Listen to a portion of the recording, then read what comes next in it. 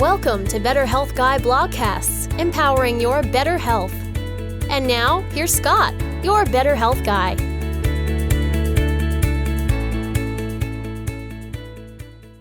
The content of this show is for informational purposes only and is not intended to diagnose, treat, or cure any illness or medical condition. Nothing in today's discussion is meant to serve as medical advice or as information to facilitate self-treatment. As always, please discuss any potential health-related decisions with your own personal medical authority. Hello, everyone, and welcome to episode number 73 of the Better Health Guy blogcast series. Today's guest is Morley Robbins, and the topic of the show is minerals. Morley Robbins, also known as Magnesium Man, is the founder of the Magnesium Advocacy Group and the creator of the Root Cause Protocol. Morley had been a hospital executive and consultant for 32 years when several years ago he developed a condition known as frozen shoulder. His family doctor quickly recommended surgery as the only hope for Morley if he wanted to be able to lift his right hand above his waist ever again. Friends who owned a health food store intervened and encouraged Morley to try chiropractic care. His initial response, "Thanks, guys, but I don't do witchcraft." Several months later, the pain was wearing on him, and his friends insisted. It took only a couple of weeks of light-touch chiropractic care before his shoulder had full range of motion once again. The experience was so life-changing for Morley that he questioned everything he knew, or thought he knew, about healing. He then left the world of hospital administration and became a wellness coach. Today, Morley views it as his life's work to push back the tides of nutritional insanity in the day-to-day lives of inhabitants of planet Earth. And now, my interview with Morley Robbins. I've heard so many different perspectives on magnesium, copper, and iron over the years, and I'm really excited today to have Morley Robbins on the show to give me and to give you a better understanding on the topic of minerals. So thanks so much for being here today, Morley. Happy to do it, Scott. Looking forward to our conversation. I am as well. So for those that may not know your story and how you went from being a hospital administrator to a wellness coach, tell us a little bit about what drew you into the field of nutrition and wellness. The short version is a frozen shoulder unlocked my awareness of natural healing. And friends recommended that I go see a chiropractor, and I said, I don't do witchcraft, because I'd spent my whole life in allopathic medicine. And I grew up in a very sickly family. I mean, my sister's a nurse, but my parents were very sick. My mother's parents were pretty sick as well. So I spent a lot of time in hospitals.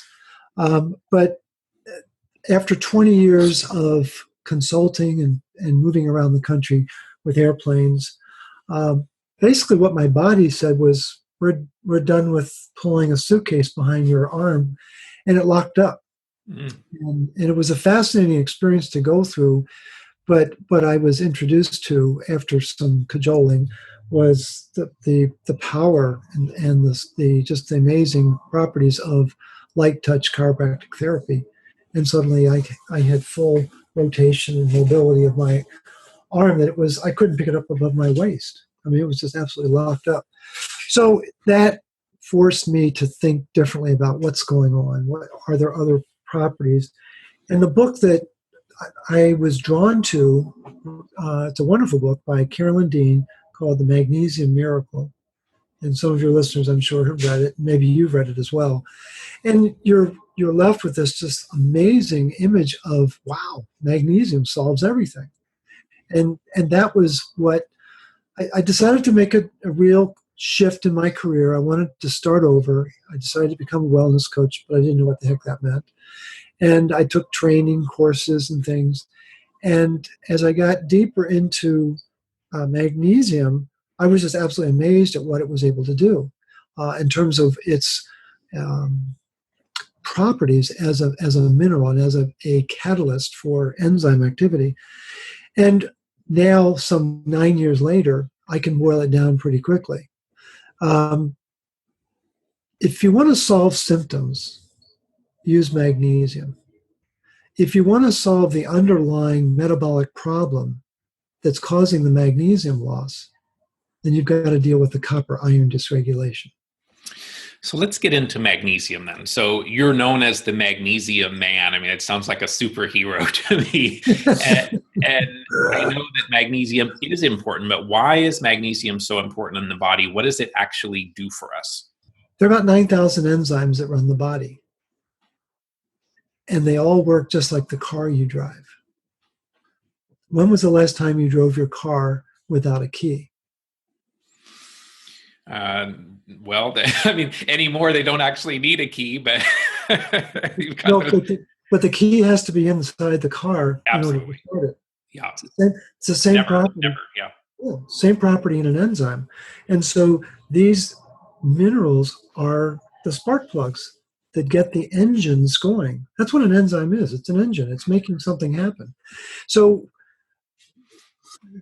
you had reference in some of your notes to the fact that magnesium is involved in 300 enzymes, and that's a very often quoted number. Most people don't know where it came from.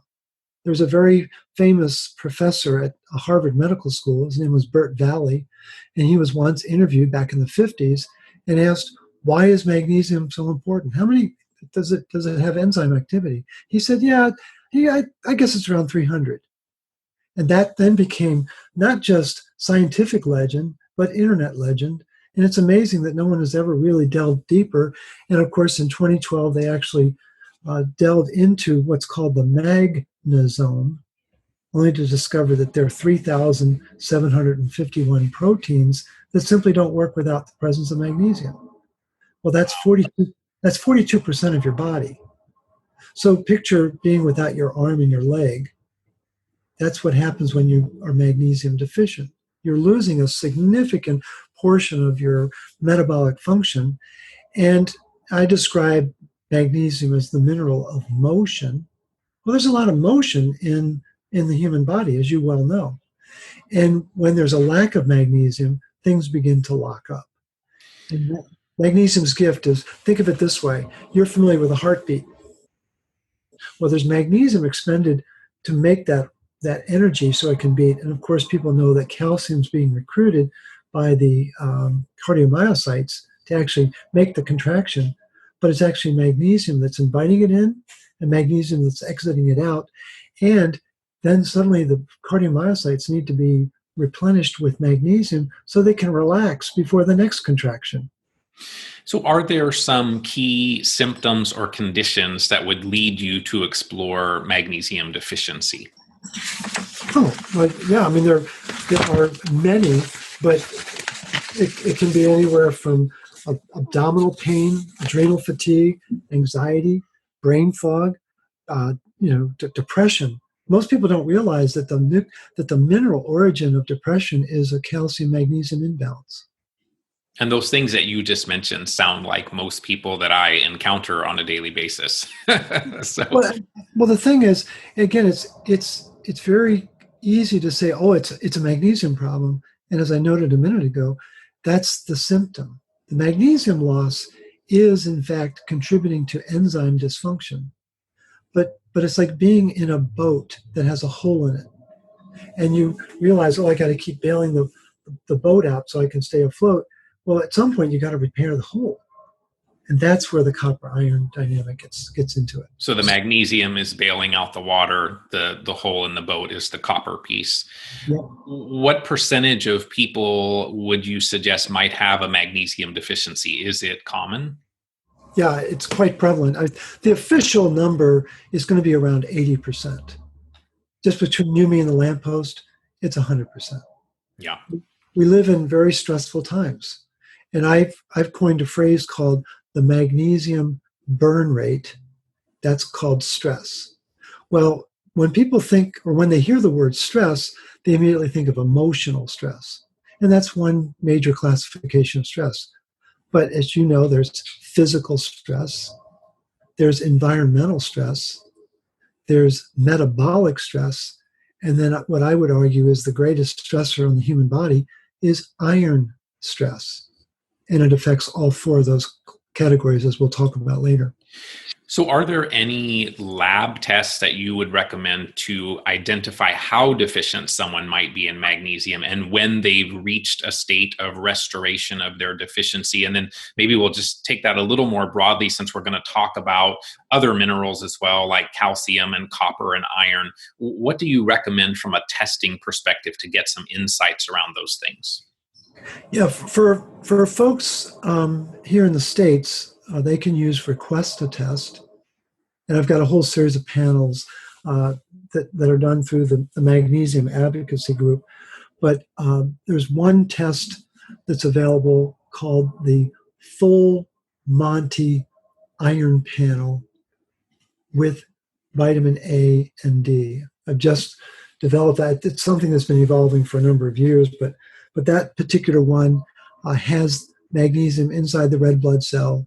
It's looking at plasma zinc. It's looking at serum copper and a key enzyme that we'll talk about, ceruloplasmin. And then there are a whole series of iron markers. And then we've added the vitamin A and D to begin to make people aware of the fact that we have become lost as a society in dementia, and we are completely unaware of what's going on with vitamin A, the retinol that's been lost to our diet. We also have a panel that looks at the storage form of vitamin D and the active form of vitamin D, as well as ionic calcium and the magnesium in the red blood cell. The storage and active form of vitamin D, is that the D25 and the D125? That's exactly right. Okay. And the 125, the number for the 125 should never be more than 2 times higher than the number of the storage. And what you'll find if you start to do that testing is a frightening elevation of active, especially in people who are chronically ill, dealing with a lot of inflammation. Right, absolutely. So did you say it's that people can find this test through Request a Test? Is there a link on your website as well? Yeah, and for people in the UK, I don't know where your listeners are, but in UK, it's called Blood Tests Direct. And then there's also a link down in Australia for excellent. Do you find any of the hair mineral analysis to be helpful exploring this whole area? Yeah, no, I do 2 tests regularly. The hair tissue mineral analysis, which looks at 18 minerals, 8 heavy metals, and a dozen other factors. I like, it's what you get with the hair test is a forest of minerals, and you can begin to see the stress pattern that the person is under. The limitation of the hair test is the first thing they do with a hair sample is they burn it. So then they are oxidizing and locking in the oxidation state of the metals. Well, copper has 2 oxidation states. So does iron. Manganese has 5, but we're only seeing 1, which is the +2 oxidation state. So that's why I turned to the blood test to begin to have greater depth of understanding about what these mineral dynamics were all about. So we understand from your comments that you need to fix the copper issue in order to fix the magnesium issue. But as people are doing that, it sounds like supplementing magnesium may make sense as well. And so what form of magnesium would you say might be worth exploring? There's, I know, citrate and glycinate and malate and oxide and sulfate and chloride. I mean, is there a particular one that you find works best in restoring magnesium levels? Yeah, I've had the best success with, again, let's back up. There really are 4 different forms of magnesium that people can use, broad categories. There is mineral drops in water, and they all have a magnesium bias. And you can also use clay, like Redmond has a clay that you can add to water, and you're going to get minerals from that water, and you can pour off the water and drink that. So mineral-rich water always has a magnesium bias. Second category is food, leafy greens, pumpkin seeds, licorice root, sea vegetables, sea kelp. Those are all very rich in magnesium. Why? Because in seawater, there's 3 times as much magnesium as there is calcium. Well, that's a good thing. So we've got mineral-rich water. We've got the the foods. Then we have transdermal. A lot of people are using either Epsom salt baths or magnesium chloride oil baths, or they'll use lotions and creams that have magnesium in them. They're very restorative, very helpful, especially for trigger point issues. And then we've actually, one of our members, Hamad Trivedi, he developed a form. He's actually a chef over in Houston. He developed what's called Magahol, and it's taking the crystals for magnesium chloride and mixing it with vodka. And it has completely different absorption properties. It's done topically, but Scott, it goes into the tissue in a completely different way, and it's profoundly restorative for pain. And is that a commercially available product, Magahol? No, it's something that people would have to develop themselves. It's on the Magnesium Advocacy Group. And then the fourth category that you're getting at is, well, what about the supplements? And there's a lot of different forms of chelated supplements. There are probably like 25 different forms. The two that I've had the best success with are magnesium malate and magnesium glycinate. And there are some very popular forms that I shy away from. The one that most people are familiar with, Natural Calm, magnesium citrate, they've got about 60% of the market, which is a rather notable statistic. But what most people don't realize is that the citrate molecule that's coming through a supplement is very toxic to the ceruloplasmin protein. And the difficulty we're going to have in this conversation is, that's a new word for most of your listeners. Mm-hmm. And if they know about it, they think of it as a speed bump. But I actually regard the enzyme expression of that protein, which is called ferroxidase, it's Mount Everest. And people don't realize how important that enzyme is in regulating copper and iron inside the body. It's interesting. You mentioned Epsom salts, and I think that is probably a good way for people to get magnesium in the body. There's a lot of people talking now about float tanks and how great those can be for many reasons, but one of the reasons being that you're probably getting exposed to a lot of magnesium, right? Absolutely. Yeah. I think the only caution you've got to have is there's a lot of kidney disease out there, and you have to be very careful about how you introduce magnesium in a situation like that. The water-based forms, the mineral drops, there's a wonderful source of magnesium for people who really want to get a very bioavailable form. There's a bottling company out in California, in Modesto, but it's called Noah's Water, like the Bible, Noah's Water. It's actually from a spring north of San Francisco, and it's the second richest form of magnesium in water on the planet. The highest would be over in Poland. So it's a very viable option, especially for people with kidney disease. The other caution is people with adrenal fatigue, and I'm sure you have a lot of clients that struggle with that. The adrenals are really run by the ratio of sodium to magnesium. And so you've got sodium on the top, magnesium on the bottom, and you start to pump in a lot of magnesium, you're going to drive that ratio down, and people are going to get more fatigued. And so we have a formula for what's called the Adrenal Cocktail that introduces people to more potassium, a broad range of sea salt, and then vitamin C, a whole food form of vitamin C that helps to keep that balance so that they don't take when they start to take the magnesium. So you mentioned the Noah's Water. If people it's just easier for them to take a capsule or tablet, is there a standout product from your perspective in that realm? Well, the product that I've used personally for probably 7 or 8 years is Jigsaw Health as a magnesium SRT.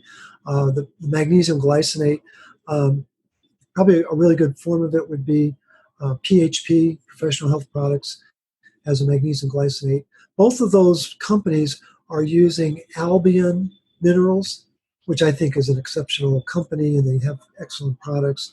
So those are just two really good forms. And so those Albion Minerals are modified in some way so that they're more highly absorbable, correct? Exactly. Yeah, about 80 to 85% absorption on those. So let's talk a little bit about calcium. Where does calcium, or what you've called the mineral of cement, which doesn't make it sound quite so appealing, where does that fit into a discussion on magnesium? I know people have concerns over taking calcium and having calcium potentially end up in our arteries rather than our bones. Magnesium and calcium, there's this interplay. So if we address our magnesium deficiency, do we then need to also supplement calcium? Or are we already likely higher in calcium because we have a magnesium deficiency? So let's go back to that seawater where there's 3 times as much magnesium as calcium. And there is a theory that we evolved from the sea, right? So that's a very different composition than what we have currently. And there was a study done in 2012 where they were profiling the modern American diet, or the standard American diet, and there's 5 times more calcium than magnesium in that diet. And it's important that people understand that that's a 15-fold change in the mineral composition of our tissue. Now, that didn't happen overnight, obviously, but the important thing is to understand that our ancestors, our ancient ancestors, lived in a very calcium-poor environment and a very magnesium-rich environment. And so there was a very different landscape 200, 300, 400 years ago, well before we had, all these boxes that we call fast food franchises and all these supermarkets and things like that. A lot of confusion is that people don't realize that there are 3 calcitropic hormones. There's calcitonin, there's parathyroid hormone, and there's hormone D. It's not a vitamin. In fact, hormone D is the oldest hormone on planet Earth. Hormone D is the most powerful hormone in the human body. Most people don't know that. A good person for people to really better understand all these dynamics, his name is Robert K. Roode. He was a noted professor of medicine out at University of Southern California Medical Center, and his specialty was magnesium and calcium. I mean, he knows, and he's retired now, but he has many articles that explain these dynamics. But the fact of the matter is, magnesium status is what dictates the viability of those calcitropic hormones. And not a lot of people and not a lot of practitioners are really well versed in that. And so it turns out that magnesium regulates calcium. Turns out that copper regulates iron. That's a mind bender. Most people don't know that. And so a lot of the confusion around calcium is around osteoporosis and osteopenia. And there is in fact calcium loss in the bone. But unfortunately, adding calcium back into the diet is not going to reverse that process, because the osteoporosis is triggered by excess unbound iron. And most people don't know that iron activates the acid phosphatase enzyme that is what is eroding the bone tissue. And iron also activates the osteoclasts, the bone crushers, and it puts the osteoblasts, the builders, to sleep. So all the dynamics around osteoporosis are between magnesium and copper and iron, and calcium is just a passive bystander who's getting lost because of the dynamics between these other minerals. So from your perspective, then, when someone has osteopenia or osteoporosis, it's not about adding calcium, it's about looking at magnesium, it's about looking at copper, and it's about looking at iron. Exactly. And they've got to understand that the thing is, the focus of the work that I do is to understand the stress mosaic of the individual, again, because stress causes magnesium loss. So I want to hear about the car accidents and the divorce and the job loss and things like that, because what I'm able to do is connect people to the stress causing the mineral loss then affecting the enzymes. The enzyme pathways, when they stop working, create symptoms. And what do people do? They take a bag of symptoms into the doctor, pour it on their table. The doctor looks down at it, opens up the Merck manual, and says, oh, you have XYZ syndrome. And because you and I are human, we're also very gullible, and we believe that story. But it's still a story. And there's another way of looking at it, because I firmly believe that there is no medical disease on this planet.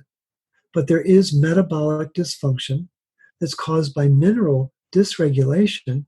And the greatest source of mineral dysregulation is excess unbound iron, because practitioners don't know how to interpret a blood test.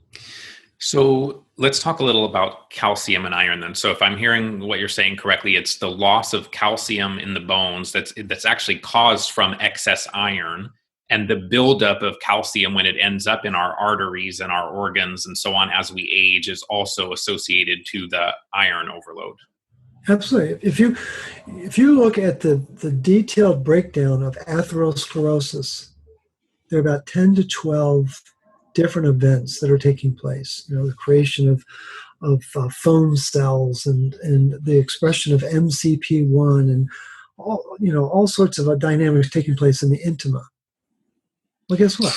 The fight is between magnesium and iron is activating all of these events. Iron activates MCP1. Iron activates TGF1. The TGF1 is the protein that causes calcification. MCP1 is the protein that causes fibrosis. People need to know that.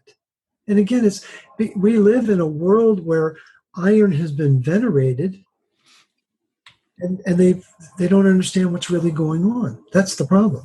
So let's get in then to the copper and iron discussion. So let's start with copper. So many people over the years that I've listened to suggest that people are copper toxic, and that's the cause of a whole list of symptoms.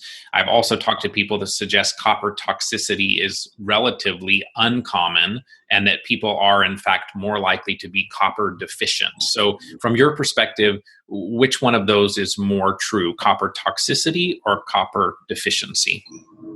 Well, let's go into the lab, 1927, a Berlin lab that was being staffed by a guy named Otto Warburg and Hans Krebs, probably two of the most preeminent clinical scientists on this planet in their day. And Krebs worked for Warburg. And they were bleeding birds almost to the point of extinction, because they wanted to see, when these birds were completely devoid of iron, what happened. They really wanted to understand, what is the metabolic response to a lack of iron? Because that was the first true laboratory state of iron deficiency. And what will surprise people is to find out that there was a 3 to 6-fold increase in copper enzymes in the blood, which shocked Warburg and Krebs. And it's written up in an article in 1927. I've translated it, so I know exactly what they're talking about. And 4 years later, Warburg gets the Nobel Prize for discovering the respiratory enzyme, which we know as complex 4. But here's the catch. He referred to it as iron oxidase, and that threw everybody off the trail. Well, there's 2 heme groups in complex 4. But there's 2 copper centers. And what they've just discovered recently in the last year is that the electrons that flow through complex 4 go through the copper centers. They never touch the heme groups. There is no, this idea that it's bouncing around the heme groups that's just contemporary fiction. And people don't realize how instrumental bioavailable copper is to activating oxygen. So we live on a planet that has oxygen, right? And we gotta deal with it. Well, what does that mean, to activate oxygen? Well, if these oxygen atoms are together, and they've got to be pulled apart, because what we're trying to do in complex 4 is make water, so we can release ADP that can then go over to complex 5. So this complex pulls the oxygens apart, and then it facilitates the movement of 4 electrons from 4 different cytochrome Cs to go to those oxygens to form 2 water molecules. And at the same time, 4 hydrogens get pumped over to complex 5, which is called ATP synthase, which is actually a rotor that's spinning at 9,000 revolutions per minute. Your car redlines at 6,000. So I think this is one of the most preeminent transactions in the body, this activation of oxygen by bioavailable copper, it's why we exist on this planet. And so what we're pummeled with is these terms of copper toxicity and iron deficiency. And in fact, we live in an era of post-1984, and guess what? People are not copper toxic and they're not iron deficient. It's just the opposite. And in fact, the problem is this enzyme, ferroxidase, which is vitally important for regulating iron status, has got to have copper inside it. And under the right conditions, when there's too much inflammation, too much hydrogen peroxide, too much peroxynitrate, the protein begins to breach and the copper leaks out. But the statistic that most people are not at all aware of is that for every atom of copper, there's 60 atoms of iron. And so we're blaming copper for all the booga-wooga oxidative stress. Like, are you serious? There's 60 atoms of iron, and 70% of our iron is in hemoglobin. Well, hemoglobin is incredibly fragile and toxic if there isn't enough haptoglobin. And most people are like, haptoglobin, what's that? Well, it's the marker that they don't measure in a blood test to tell you how balanced is hemoglobin to haptoglobin to keep the hydrogen peroxide low. So if we look at copper deficiency, since you're suggesting that copper toxicity is a rare event, it sounds like. If we're looking at copper deficiency or a lack of bioavailable copper, what are some of the things that we would then associate in terms of symptoms or conditions that might be the result of a lack of bioavailable copper?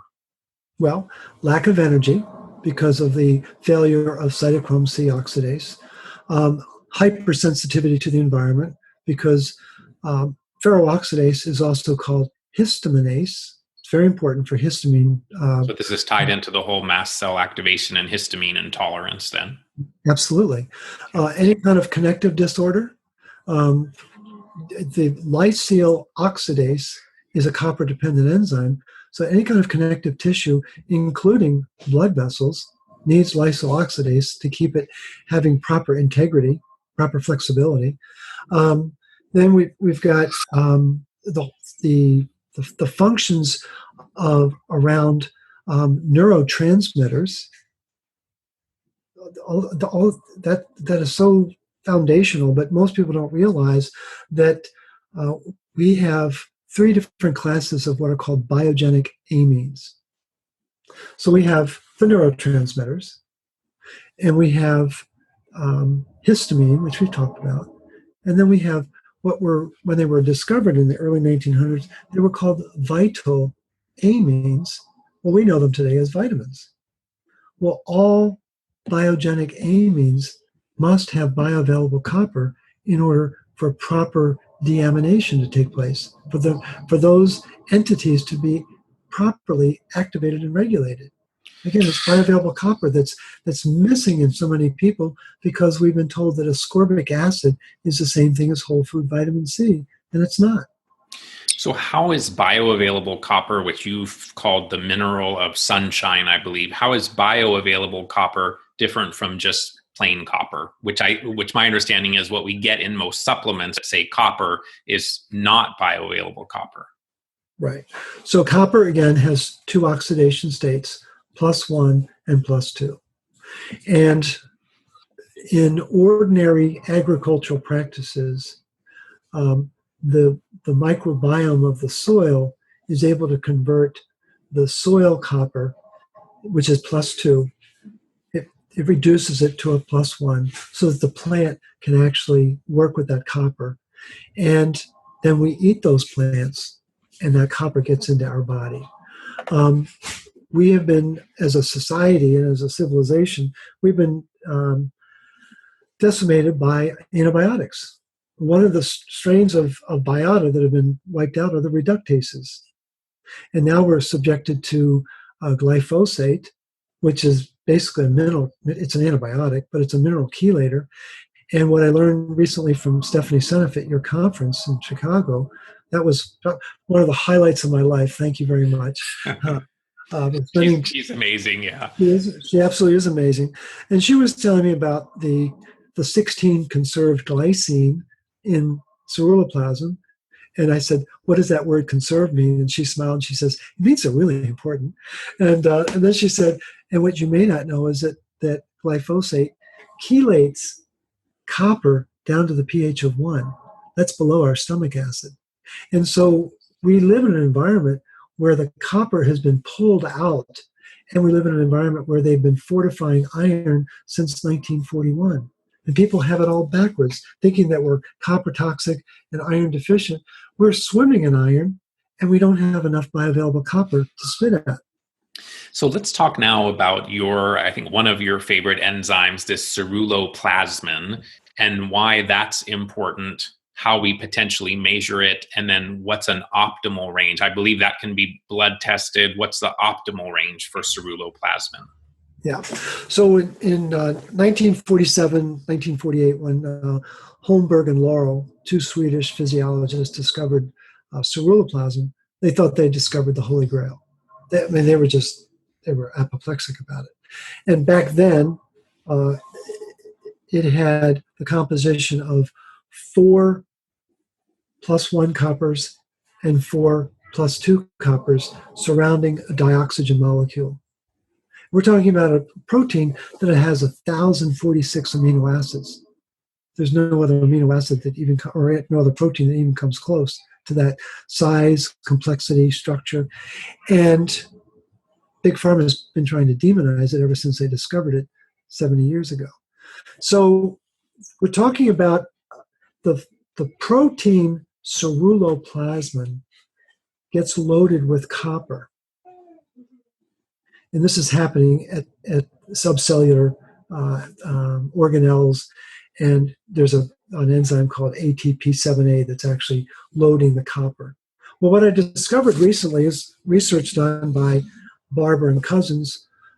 They were noted iron researchers at the University of Florida in Gainesville. In 1987, they revealed that, in fact, retinol and retinoic acid was essential for loading copper into the ceruloplasmin protein. So this is back to the vitamin A discussion. Exactly. Okay. And so ceruloplasmin is the protein. You load the coppers in it, and when you have the right composition of copper, it is able to express what's called the ferroxidase enzyme. And it's probably the most confusing part of this conversation is getting people to realize that ceruloplasmin and ferroxidase is like transformers, and one morphs into the other in terms of its enzymatic expression. And that enzyme, as I've said earlier, to me it's the equivalent of Mount Everest. So picture an iceberg. You've got this little mountain above the water, and this big bolus of ice below the water. Well, now put a picture of Mount Everest above the water, and then big bolus below the water is retinol. And so why is that significant? Because we're 60 years into a low-fat diet. And when they took fat out of our diet, we lost retinol. And what people don't know is, what is retinol? What is retinol, the aldehyde? What is retinyl acetate? What is retinoic acid? What are the RXR and RAR receptors? People have no idea because they're suffering from dementia. And what does vitamin D do? It kills retinol function in the body. So we've lost the supreme enzyme. And what is its real gift to the body is its ability to regulate the oxidation state of iron, so that when we have iron in our diet, it comes into the digestive cells called the enterocyte, and then it's got to come out the back door and get back into the bloodstream. Well, there's a door there. It's called ferroportin, and the ferroportin protein needs to have the ferroxidase enzyme, and it's called hephaestin, but it's still ferroxidase to get it into the bloodstream. Well, the same thing is happening in the liver cells. They're called hepatocytes. Iron gets in those cells. it's got to get out. It's got to get out through the exact same doorway, but here it's the ferroxidase. And if these cells, including the macrophages, don't express the ferroxidase enzyme, the iron gets locked in the cell, can't get out, and that's the leading edge thinking of Dr. Nancy Andrews, Dr. Rebecca King, and Dr. Marianne Wesling-Resnick. The leading thinking is that that's the source of autoimmune disease. Wow. So is the ceruloplasmin, is that making copper bioavailable? Yes. The body makes ceruloplasmin. It's an acute phase reactant. And so the body will make ceruloplasmin in the face of retinol and in the face of interleukin-1, which is a cytokine that you're certainly familiar with. So there's a good stimulus and a bad stimulus for ceruloplasmin. The catch is, in order for ceruloplasmin to express properly, it needs retinol to load the copper so that it can, in fact, have that regulatory function over iron. So coming back to how we measure it and what's optimal for ceruloplasmin, what should the goal be? There is a blood test. It's a serum blood test. I put the marker at 35 to 40 units. After several thousand blood tests now, most people, probably 80 to 85%, present between 18 and 22. And I just came across some research from 1970 that was comparing 10 different studies of not just ceruloplasmin level, but ferroxidase function. The ferroxidase function was in the high 30s. So 48 years ago, people, our parents and grandparents, were pumping out at a much different rate than we are today. And the difficulty is, if you don't really understand what it's doing, the orders of magnitude of crisis don't well up in your psyche, because you're like, well, yeah, okay.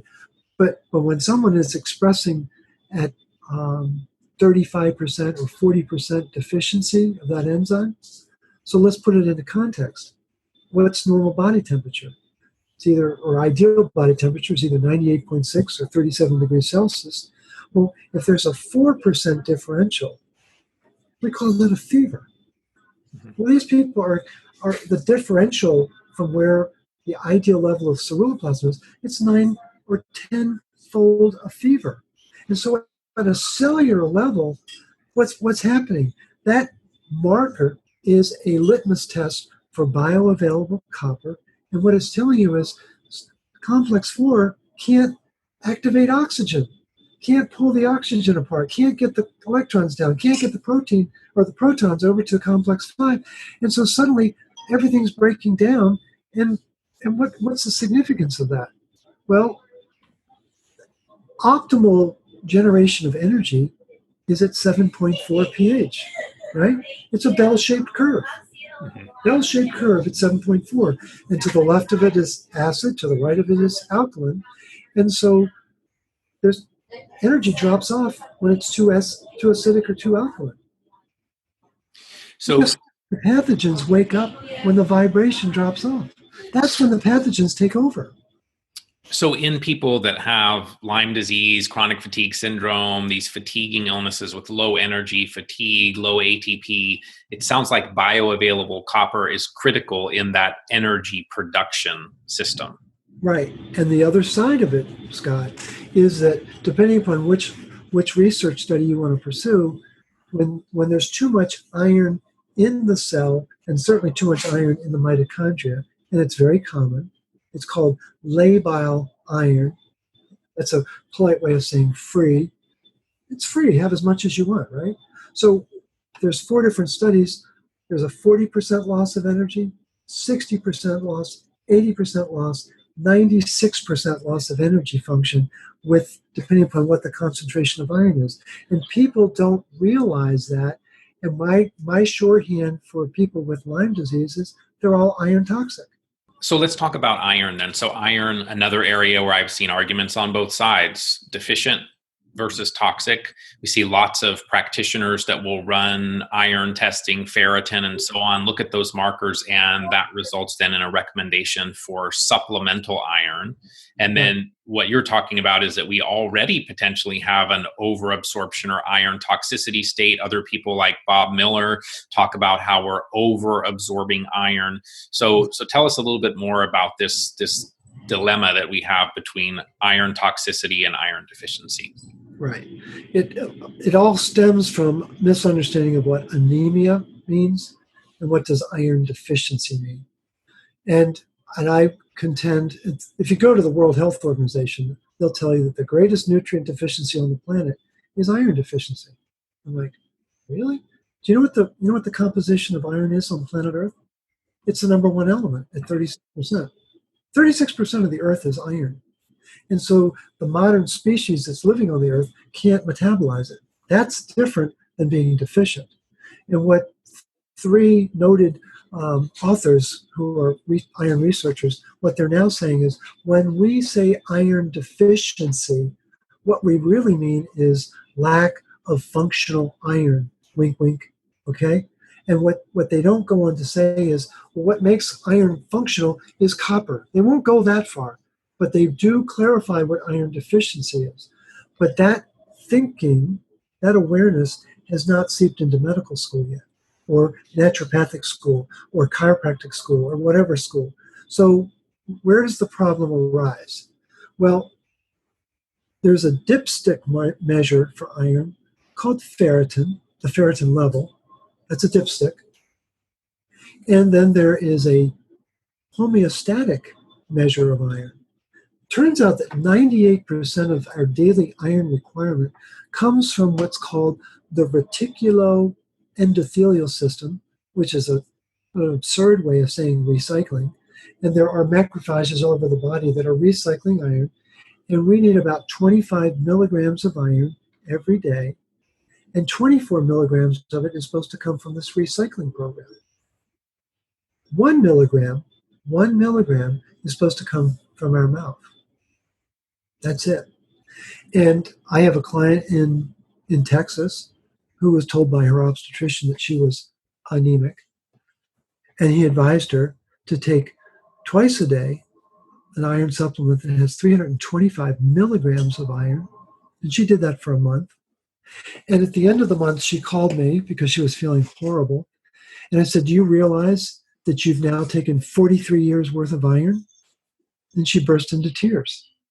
And Scott, that is just one example of 1,000 that I could give you by practitioners of all faiths not understanding that the dipstick measure of iron is called ferritin. It's a scam. And let me explain why. Because we're using an external medium called the serum that's outside of the cell to measure a protein that's found inside the cell. Okay? That's the first set of breaches. Second is, do you know the difference between heavy chain ferritin and light chain ferritin? Well, there's two forms. Most people don't know that. And the heavy chain has ferroxidase enzyme function. It's called catch and release. And it's really important for the organs, especially the heart and the kidneys and the pancreas, to have catch and release. The liver has more of the storage form. But we don't distinguish that in the blood test. We just measure ferritin. We don't know what it is. Then there's a third breach in that in order to load iron in ferritin, you got to have ferroxidase enzyme function. Most people don't know that. And so if the person is copper deficient, as most people are, or they certainly lack bioavailable copper, then the body automatically shunts the iron into hemosiderin. So what's important for people to understand is that one atom of iron has 4 unpaired electrons. Mother Nature abhors anything unpaired. So we've got this element that has 4 unpaired electrons. One molecule of ferritin has 10,000 unpaired electrons. One molecule of hemosiderin has 100,000 unpaired electrons. So those are free radicals in that scenario then, right? Well, they're going to help contribute to that, absolutely. Yeah. And so think of ferritin as an ATM machine, and think of hemosiderin as a bank vault that requires a manager with a key and a combination, so that the hemosiderin starts to build, but they don't measure for that. There's no measurement for hemosiderin. Then we have the fourth assault, which is that, and this is the work of Douglas Kell, who was recently knighted in 2014, where his thesis, and the reason why he was knighted, is that the ferritin that's showing up in the extracellular medium, he contends, has already spilled its guts of the 4,500 atoms of iron. And we're seeing the shell of the protein, but the iron is already distributed to the tissue. That's a frightening thought. And so for 4 classic reasons, the use of the dipstick measure through ferritin is, I think it's completely, it's erroneous. I think it's the cause of a lot of confusion. And the fact is that less than 10% of our iron is tied up in ferritin. 70% of our iron is tied up in hemoglobin. And starting in 1972 with the publication by Jacobs et al. In the British Journal of Medicine, they moved the spotlight away from hemoglobin and moved it over to ferritin. And that, to me, was a tragic mistake 45 years ago. So you mentioned the dipstick, and then you mentioned the homeostatic way of measuring iron. So what is a potentially more proper way of looking at iron? Well, the full Monty iron panel that I've got measures 11 different markers. But the real acid test for homeostasis for iron is serum iron. And in a woman, that number should be 100, and in a guy, it should be 120. Again, I'm talking about ideal conditions, 98.6 or 37 degrees Celsius.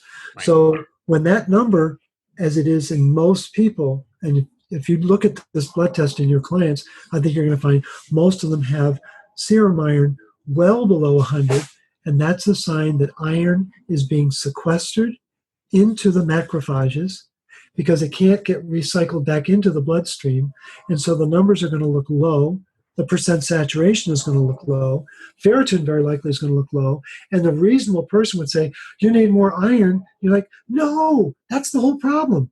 It's lack of functional iron, not lack of actual iron.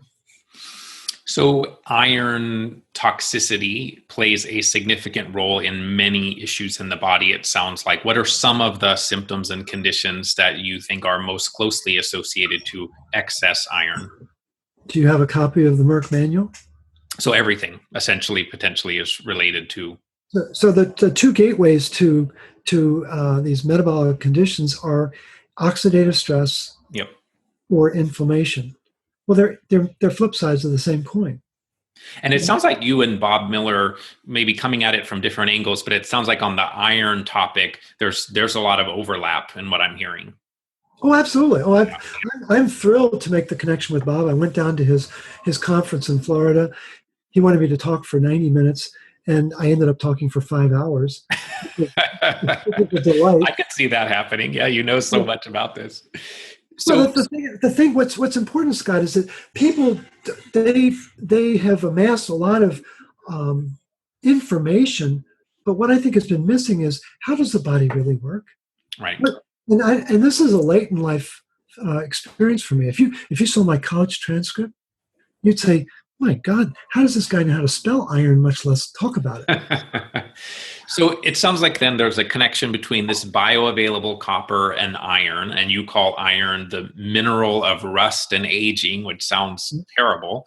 So is it then the bioavailable copper that allows us to more properly utilize the iron? You got it. Okay. You got it. And what's happening, here's a very simple model. When we're under stress, we lose magnesium and B vitamins. Those go like that. They leave the body, and they're in our urine and feces very quickly. When the stress becomes chronic, it triggers the production of metallothionein, which you're probably familiar with, that protein. But metallothionein binds up copper 1,000 times stronger than it binds up zinc. And so suddenly the body has, the copper is in shackles. What are shackles made out of? Iron. So the copper is not available to make the ferrooxidase enzyme, and then iron goes rogue in the body. And the propensity to make oxidative stress and inflammation takes off like a rocket. What's important for the listeners to understand is that the NLRP3 protein, it's called the danger sensor of the cell. It's also called the inflammasome. Well, Nagamura and his team in 2016 discovered that protein is activated by iron. People don't know that iron is involved in every facet of inflammation and the whole nuclear creation and formation of the inflammasome, and then the release of capsipase 1 and 3, and all of that's iron driven. And most people don't realize that.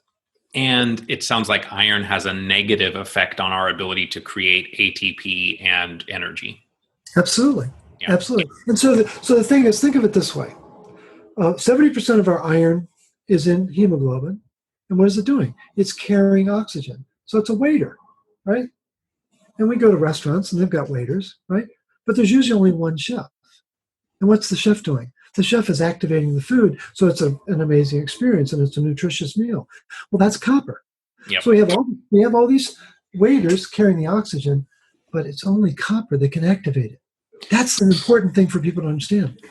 So is the focus then on increasing bioavailable copper, or is there a scenario where you may want to do something to reduce the excess iron accumulation that ages us over time? So I know, for example, females have a monthly cycle. That's one way that they can get rid of some iron. Is there a place for therapeutic phlebotomy in males, for example?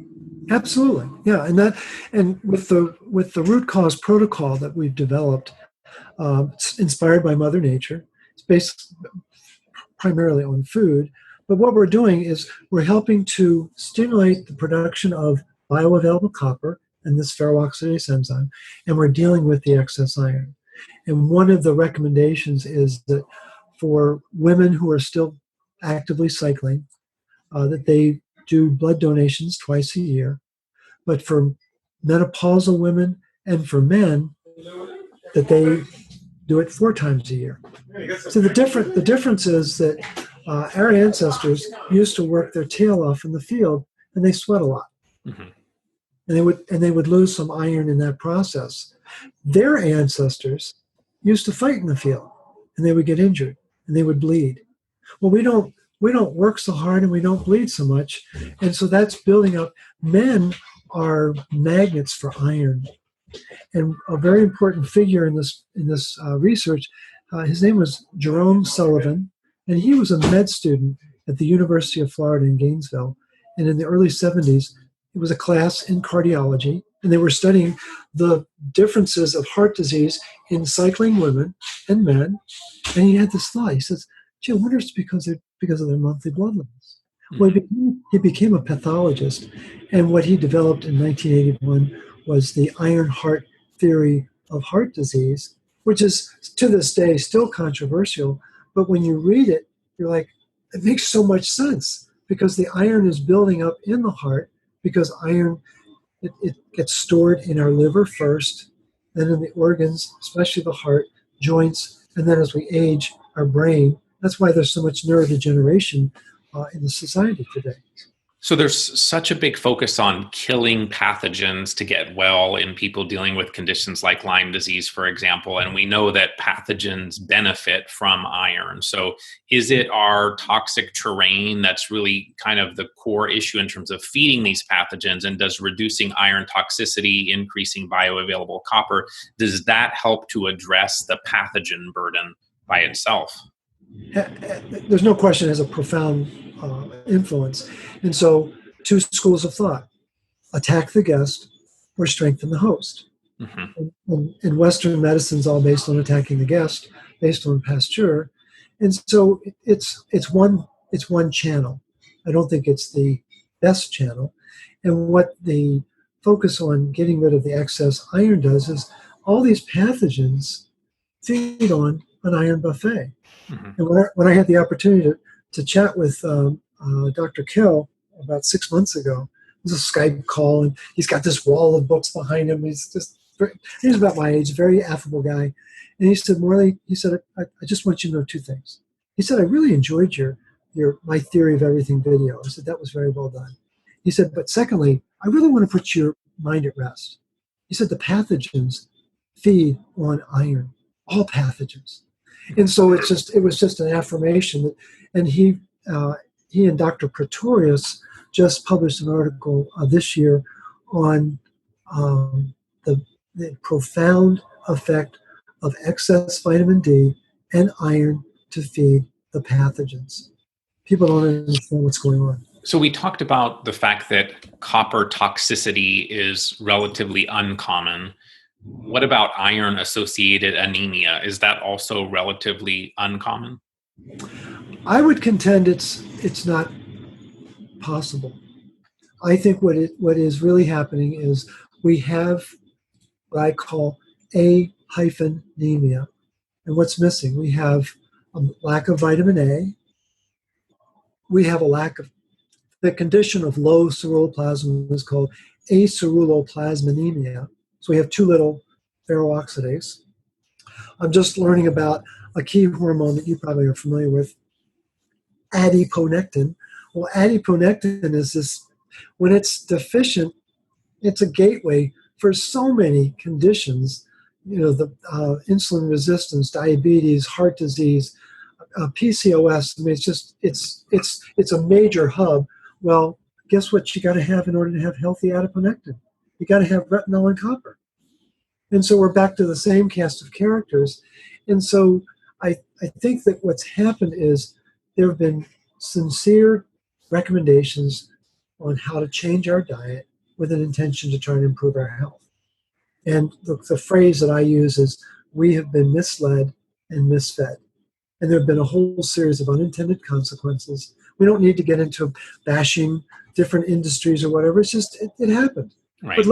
But let's wake up to the fact that in 1855, Theophilus Thompson, who was a fellow of the Royal Society and a physician, he was using cod liver oil to cure anemia. And that's well documented. And there are hundreds of studies since then. But now we've been trained, like circus bears riding a bike in a tutu, that, oh, you've got anemia, you need more iron. That's not the answer. Adding iron to this chaotic dysmetabolic state of copper-iron dysregulation is not going to at all move the needle the way it needs to. And in that scenario that you were just talking about with the cod liver oil, the mechanism of the cod liver oil in that case was what? Because it's providing vitamin A? It's providing vitamin A, mm-hmm. and its haptoglobin is stimulated by retinol. Mm-hmm. And one of retinol's greatest properties, as an antioxidant, it is known as the chain breaker. It stops lipid peroxidation. It stops hydrogen peroxide in its tracks. And hydrogen peroxide, as it builds up in the blood, is what causes the drop-off of hemoglobin, which is the clinical term for anemia, is there's too little hemoglobin. That's the clinical term for anemia. It isn't ferritin. That's all, 1972 and on. That's a very recent phenomenon. So with your protocol, some people actually see ferritin and iron coming up to what look like more appropriate levels without even supplementing iron. And so is that primarily through the bioactive copper levels increasing that then the iron looks like it's increased even without supplementation? Yeah, I mean, a case study. Client in New Jersey. Again, it's an N of one. I know that it's anecdotal. But she had been struggling with anemia for 10 years. And the doctor was always on her to take her iron. Well, she got to a point where it was really making her uncomfortable. So she started to do the root cause protocol. And after 6 months, her her serum iron was in the 40s, and her ferritin was in the teens. And it had been that way for years, despite how much iron she was taking. So she started the root cause protocol. And then she did her blood work after 6 months. And her serum iron went into the 140s, and her ferritin jumped up into the low hundreds. And so she presented this information to her doctor, and his response was, well, I'm really glad to see that the iron is finally taking root in your body. And she said, well, doctor, I stopped taking iron 6 months ago. And he was aghast. She said, do you want to know what I'm doing? He said, no. And with that, he turned around and went to his computer, and he typed in, and she could see him typing. He said, patient is finally responding to iron therapy. And she said, doctor, that's not true. And he wheeled around with a real grimace on his face. He says, you want me to get paid, don't you? Gosh, wow. Not surprising. That's just a case study, but it's a very powerful case study of how you can keep throwing iron into this body, but if it doesn't know how to work with it, if it doesn't know how to make it functional, it becomes a very disruptive and destructive element because of its capacity to make oxygen, reactive oxygen species, or make inflammation.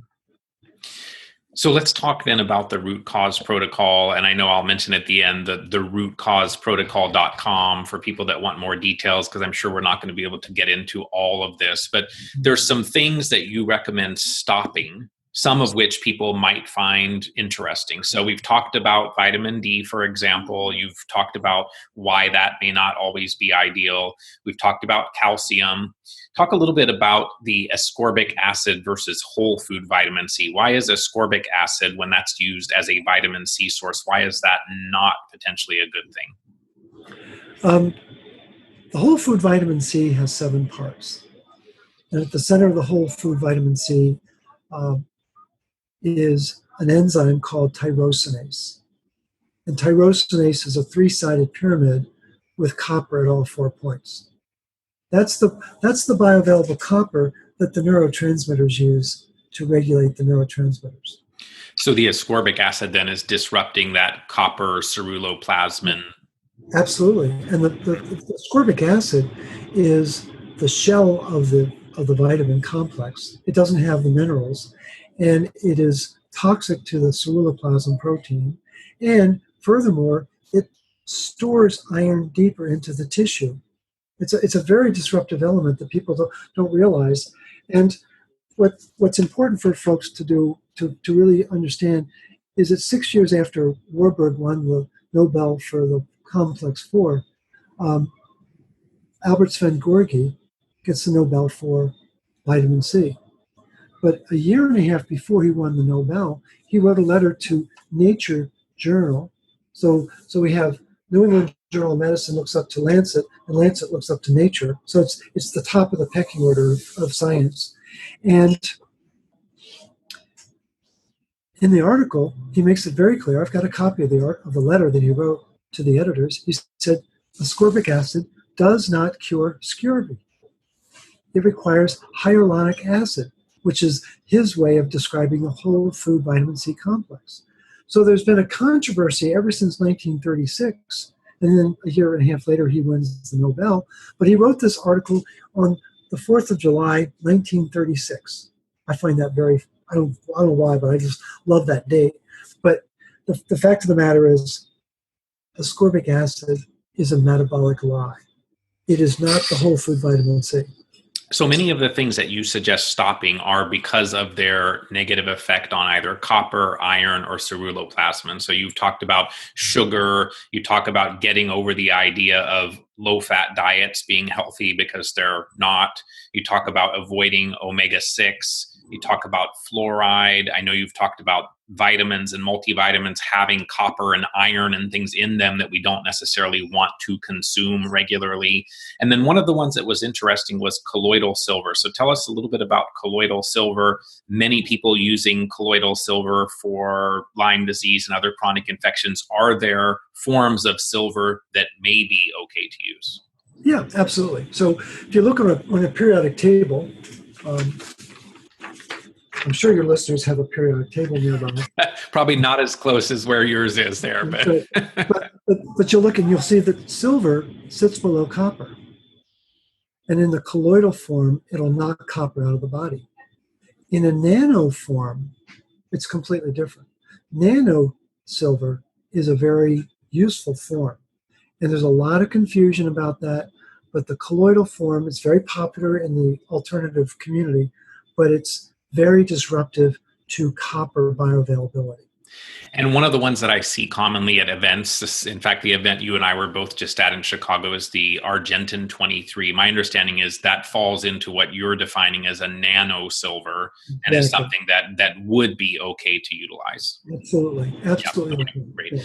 So you talk about the things to stop, and then there's a number of things in your protocol, and I'm going to put the links in the show notes because you have a great video there, lots of really good information to get all of the details. But then you have a list of things people should start. Magnesium being one of them. We've talked about that. The Adrenal Cocktail, which you talked about as well, with orange juice and cream of tartar and sea salt for balancing electrolytes. Cod liver oil, you've talked about that for the vitamin A. Whole food vitamin C we just touched on. Tell us a little about the importance of natural sources of B vitamins and how we should best get those. Yeah. So when you break down the root cause protocol, there's three categories. There's minerals, vitamin complexes, and nutrient-dense food. That's really what the protocol is. And so the minerals, I think we pretty much covered that. And one of them is boron, that a lot of people don't know that boron and iron are antagonists in the body. And boron is very effective at helping to deal with this rogue elephant. But the B vitamins, Mother Nature knows you can't pollinate a flower without copper. In fact, you can't pollinate an animal without copper. You can talk to sheep farmers or cattle farmers, and if they've got animals that are having trouble conceiving, there's only one mineral they add to their feed. It's always copper. It has very noted effects. But bee pollen is a very rich source of B vitamins, and they're very bioavailable. And what makes them bioavailable is that copper that's in the pollen. Another rich source of bioavailable copper is organ meats, but especially liver from grass-fed cows. And I've talked to over 5,000 people in 9 years. I've got a running list of 11 people who are actually excited that they could start eating beef liver again. My grandmother was one of them. Well, the thing is, I've got 25 vegan clients who are having desiccated liver. That's how desperate they are to feel better. So if you can't handle the real deal, get the desiccated products, Perfect Nutrition or Ancestral Supplements, or there are several different companies. Yeah. But that food is nutrient dense. Liver is the highest source of B vitamins on the planet, highest source of bioavailable copper. There's twice as much copper as there is iron in beef liver. Highest source of choline, highest source of catalase, an immensely important enzyme to break down hydrogen peroxide. Yeah. And so people have lost that as part of their diet. I can't figure out what happened, but they have. And so the important thing is these nutrient-dense foods make a major difference. And then the third source that we use is rice bran. Again, it's a source of B vitamins. It's also has phytic acid. And we've all been thrown off the trail by Adele Davis, who said, soak your grains and seeds and nuts because of all the phytic acid. Well, it turns out that phytic acid is a very effective iron chelator when it's taken away from food. So there's a lot of tricks to the trade, and our ancestors knew this. See, the part that most people don't realize is that once iron gets inside the body, there's only one way to get rid of it, and that's through blood loss. Yeah, we lose it. We lose a milligram a day in our bowel movements, but when we do a blood donation, we're gonna donate 250 milligrams. That really jumpstarts the recycling program that is so important for vitalizing our body. So for people that have something like Lyme disease and are not allowed to donate blood, how can they go about doing therapeutic phlebotomy? They're going to have to network to find practitioners who will do it. And they're out there. The other thing they can do is they can work with products like apolilactoferrin, or iDetox, or quercetin. There are a number of iron chelators, or IP6. Wonderful. That IP6 is the chemistry name for phytic acid. It's inositol hexophosphate. So it's an inositol electron with 6 phosphates around it. And so they're very effective in getting rid of iron.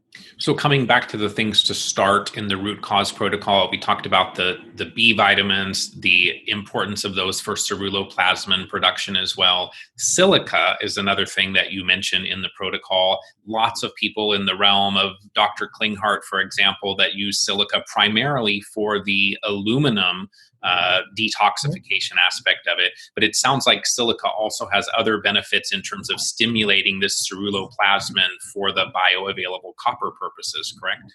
Absolutely. And the other thing that I learned the other day, Scott, is that silica is very effective for activating the M2 macrophage function, which is very important for dealing with parasites. Oh, interesting. Yeah, totally shifts what happens is the macrophages get stuck in either M1 or M2 because of the iron overload.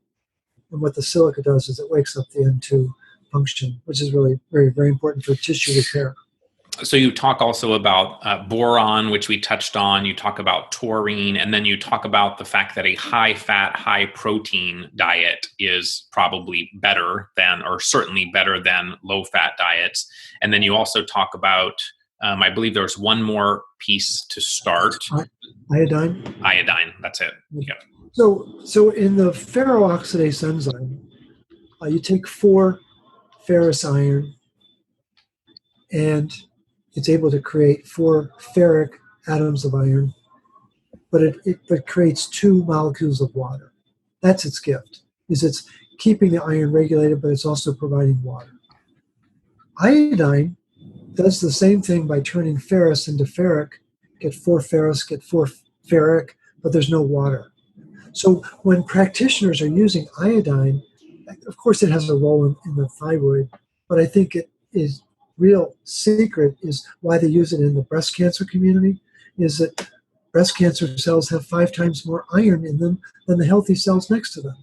And so what they're doing is they're helping to regulate that iron that is the cause of the cancer metabolism. And do you find that most people tolerate the iodine? I know there's potential concerns in those that have autoimmune thyroid, Hashimoto's types of conditions. What's been your experience there? I'm actually very cautious about iodine for that reason. There's a reason why it's last on the protocol. Yeah. And I think it's better. I'm more inclined to use food-based forms like kelp or seaweed than I am to jump into Lugol's or iodoral or whatever. Right. So one of the last things that I really want to touch on is zinc. And so you talk about high-dose zinc supplements. Lots of us are on zinc for cryptopyroluria, for example. Another piece maybe we can loop in here is the whole molybdenum. So in the community of people that I am generally talking to, zinc and molybdenum are 2 really helpful and good things. But I know in your world, maybe there's some different thoughts about it. So tell us about zinc and then molybdenum. Again, we're back to distinguishing between treating symptoms and solving problems. So pyroluria, the process of making heme involves 8 enzymes. 4 of them are inside the mitochondria, 4 of them are outside the mitochondria. And the 4 that are inside the mitochondria are dependent on copper. Anytime you see the word oxidase, it means it's got to have copper.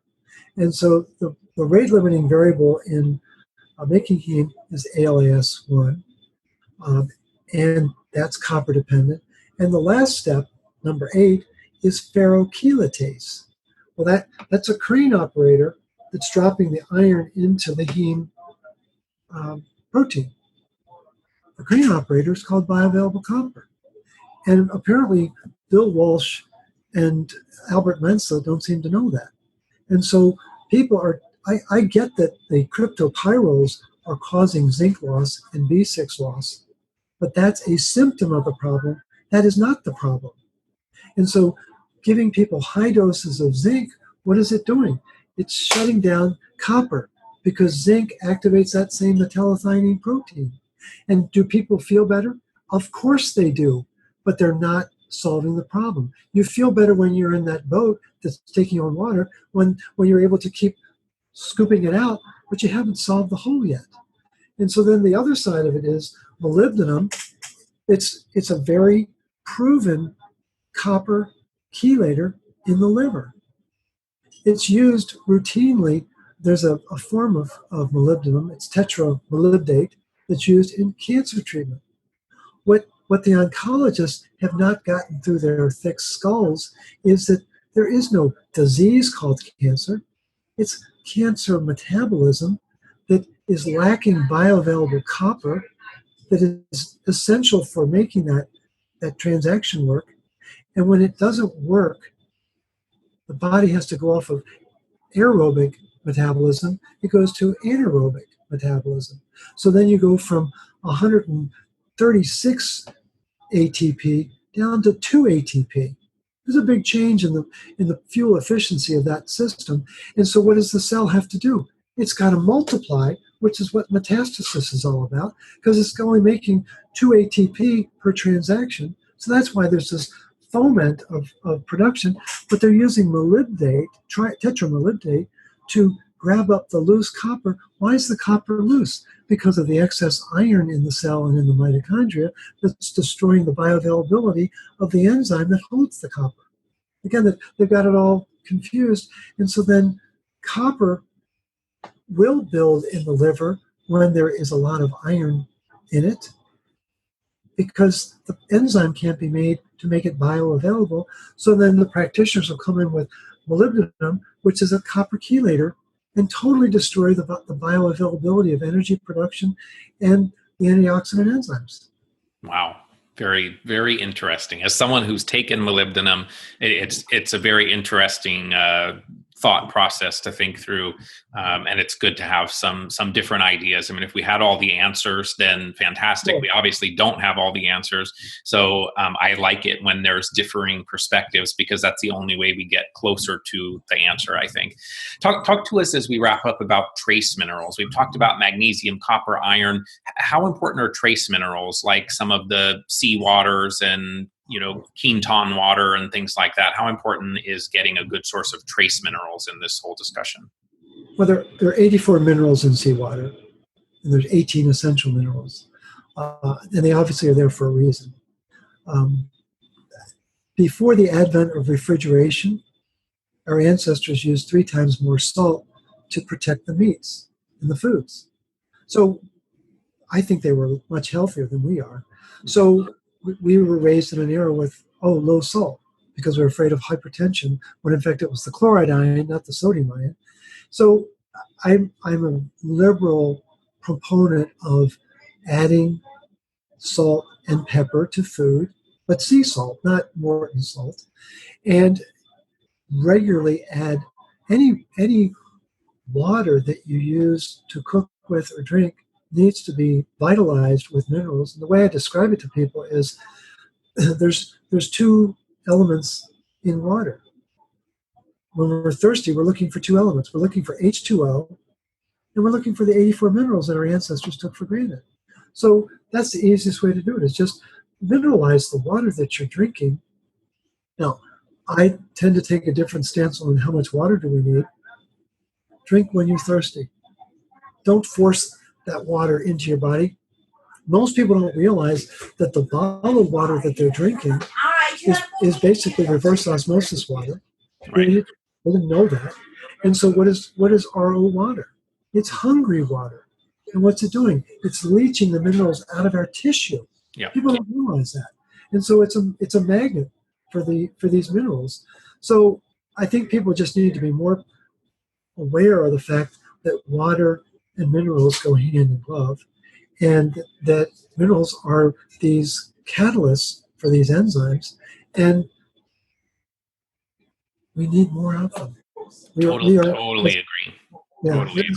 As a society, we are minerally deprived.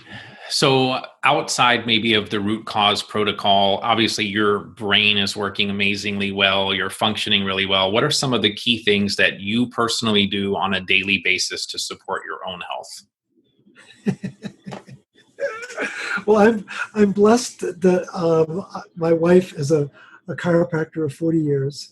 The one that fixed your shoulder that you loved so much, you married her. Yeah, exactly. Absolutely. So she de-stresses me on a regular basis, but it's a double gift because she's a world-class chef and she loves to cook. And I can look in the refrigerator and say, well, there's nothing to eat, let's go out. And she says, slow down, Tiger. And in a matter of 20 minutes, she has a 5-course meal. I'm like, where'd you find that? She goes, it was in the refrigerator. So I enjoy these meals. It's very important to nourish yourself. On a regular basis, I have 1 cup of coffee, and I read every morning for 2.5 hours with a cup of coffee and get my neurons firing and start learning all this stuff. And I've been doing that every day for 9 years, Scott. So that's part of my ritual. We regularly walk. That's our exercise. I'm 65. I went through that period when I was younger, when I had to prove to myself that I could go the distance, and I did a marathon, and then the next year I did 2 marathons 2 weeks apart, and then the next year I did an Olympic distance triathlon. And so I proved to myself that I've got the capacity, both mental and physical, to do that. But you don't need to do that to stay healthy. I try to avoid the processed foods. I mean, that doesn't happen. But we're human, and every now and then we like to go get some ice cream or something, but try to keep that to a minimum. We don't drink alcohol, so if we've taken that fast sugar out of our diet. And so we're just really thoughtful about living a low-stress lifestyle. We left the Chicago area, which, as you know, is teeming with 9 million people. Well, we moved to a community with 40,000 people. It's got about 9 or 10 streetlights, and it's a very different lifestyle. But it really has helped revitalize us and really allowed us to kind of slow down. It's actually been beautiful. And you're passionate every day about the work that you're doing, which I think is also a key part of our maintaining our health and continuing to be healthy and vital. If people want to learn more about the work that you're doing, I will mention the gotmag.org and the rootcauseprotocol.com as well, and put that in the show notes. Any other things that you'd like to say as we wrap up? Sure. People can certainly join the Magnesium Advocacy Group on Facebook. About 1,000 to 1,200 people a week join that group and have been for several years. We just passed the threshold of 150,000. Wow. I refer to them as magpies and magnets. And but we've got a very robust community. The other thing, people are certainly welcome to reach out to me by email. It's my first and last name, Morley Robbins, @gmail.com. And I give out my cell phone. It's area code 847-922-8061. The show hosts always blanch when I give out my phone number. They're like, are you sure you want to do that? Well, I learned it from a CEO that I worked with. I was a consultant to him. And I looked at his business card and I said, dude, what are you doing with your cell phone? He said, Morley, only people who really have an emergency are going to call me. And I found that to be true as well. I don't get bombarded with calls. I should knock on wood, but I want people to feel like they can get access to me whenever possible. But people are very judicious about the fact that they know I'm a reasonably busy guy and keeping track of a lot of stuff. But I'm happy to spend time with people. Well, thank you for enlightening us today with some new ideas and some different perspectives on this whole magnesium, calcium, copper, and iron conversation. I definitely have learned some things. I learned some things in preparing for this show. I know that I will continue to learn from your work as well. So I just want to thank you for all you're doing, for your purposeful work, and for your passion in helping others. Well, I appreciate the opportunity to have this conversation. Hopefully there'll be some more in the future. To learn more about today's guest, visit gotmag.org. That's gotmag.org, or therootcauseprotocol.com. That's therootcauseprotocol.com. Thanks for your interest in today's show. If you'd like to follow me on Facebook or Twitter, you can find me there as Better Health Guy. To support the show, please visit betterhealthguy.com/donate. If you'd like to be added to my newsletter, visit betterhealthguy.com/newsletters, and this and other shows can be found on YouTube, iTunes, Google Play, Stitcher, and Spotify. Thanks for listening to this Better Health Guy blogcast with Scott, your Better Health Guy. To check out additional shows and learn more about Scott's personal journey to better health, please visit betterhealthguy.com.